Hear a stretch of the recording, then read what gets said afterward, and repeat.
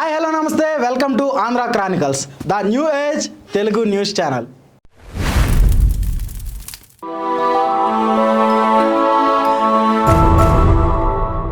రెండు 2014లో ఈ రోజున భారతదేశం ఒక కొత్త యుగం ప్రారంభానికి సాక్ష్యంగా నిలిచింది.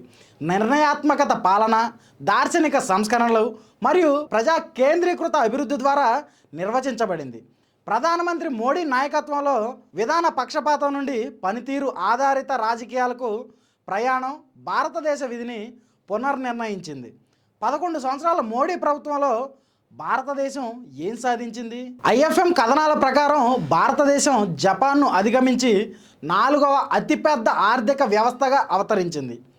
ప్రపంచ గౌరవం, దృఢ నిశ్చయం మరియు వ్యూహాత్మక స్పష్టతతో విదేశాంగ విధానాన్ని బలోపేతం చేసింది. జాతీయ భద్రత మరియు రక్షణ ఎగుమతులు 686 కోట్లు, అది కూడా 2013-14 నుండి 24,000 కోట్లకు పెరిగాయి. సాయుధ దళాలు, సరిహద్దు మౌలిక సదుపాయాలు మరియు స్వదేశీ ఆయుధ వ్యవస్థల ఆధునీకరణ, ఇలా చెప్పుకుంటూ పోతే బాలకోట్ అండ్ ఆపరేషన్ సింధూర్తో సహా సరిహద్దు ముప్పులకు శక్తివంతమైన ప్రతిస్పందనలు కూడా ఇచ్చేంత స్థాయిలో మన భారతదేశ ఆర్మీ పేరొందిందని చెప్పొచ్చు. దీనిలో మోడీ గారి ప్రభుత్వంలో చారిత్రాత్మక నిర్ణయాలకు వస్తే ఆర్టికల్ 370 రద్దు, జమ్మూ అండ్ కాశ్మీర్ను భారత యూనిట్తో పూర్తిగా అనుసంధానించడం, అయోధ్యలో శ్రీరామ మందిర నిర్మాణం, ఇది చాలా కాలంగా ఎదురు చూస్తున్న సాంస్కృతిక మైలురాయి.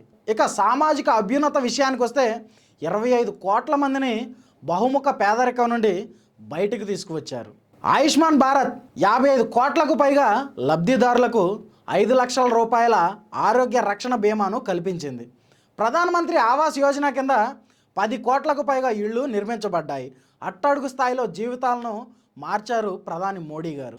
ఉజ్వల యోజన కింద లక్పతి దీదీ పథకాలు, స్వయం సహాయక సంఘాల ద్వారా కోట్లాది మంది మహిళలు సాధికారత పొందారు. ఉపాధి మరియు నైపుణ్య మద్దతుతో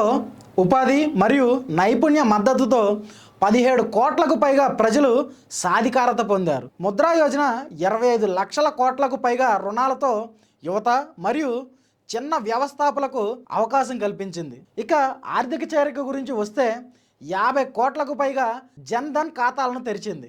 DBT అండ్ ఆధార్ లింక్ గవర్నెన్స్కు పునాది వేసింది. విప్లవాత్మక సబ్సిడీ డెలివరీ, ప్రత్యక్ష ప్రయోజన బదిలీల ద్వారా బిలియన్లను ఆదా చేసింది.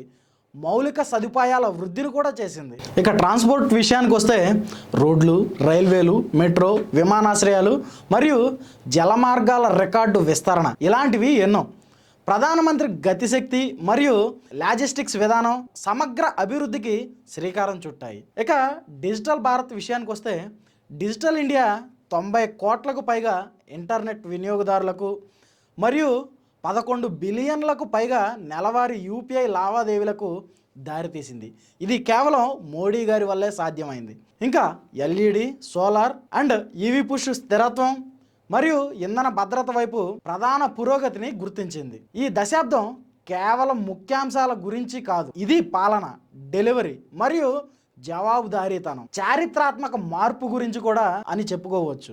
విధాన పక్షపాతం నుండి పనితీరు రాజకీయాలకు, నినాదాల నుండి ఫలితాలకు, మోసాల నుండి పథకాలకు, బలహీనమైన భారత్ నుండి పెరుగుతున్న విశ్వగురువుకు, ఈ 11 సంవత్సరాల మోడీ గారి నిర్మాణంలో ఉన్న వికసిత్ భారత్ కథ. మరి ఇలాంటి 11 సంవత్సరాల మోడీ గారి జర్నీపై మీ అభిప్రాయాన్ని కామెంట్ రూపంలో తెలియజేయండి. Thank you. సైనింగ్ ఆఫ్, నేను మీ Rajesh, Andhra chronicles, the new age Telugu news channel. Thank you.